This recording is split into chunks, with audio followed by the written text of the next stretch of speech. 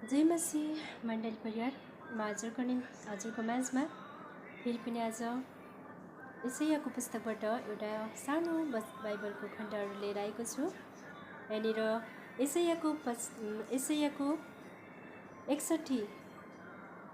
को 1 पदमा परमेश्वरले यसरी लेख्नुभएको छ, परम प्रभु परमेश्वरका आत्मा म माथि छ, किनभने गरिबहरूलाई सुसमाचार सुनाउनका निम्ति परम प्रभुले मलाई अभिषेक गर्नुभएको छ।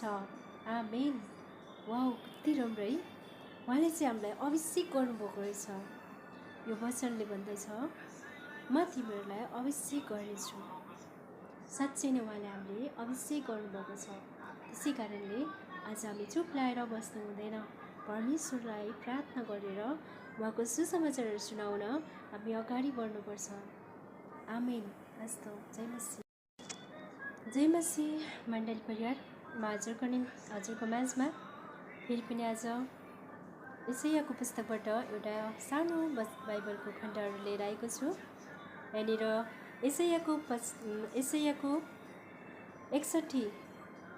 61 को 1 पदमा परमेश्वरले यसरी लेख्नुभएको छ, परम प्रभु परमेश्वरका आत्मा म माथि छ, किनभने गरिबहरूलाई सुसमाचार सुनाउनका निम्ति परम प्रभुले मलाई अभिषेक गर्नुभएको छ। आमेन। वाउ, कति राम्रो है।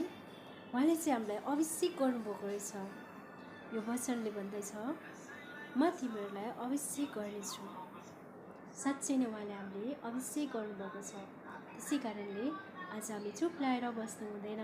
परमेश्वरलाई प्रार्थना गरेर उहाँको सुसमाचारहरू सुनाउन हामी अगाडि बढ्नुपर्छ। आमेन। हस्त। जय मसीह।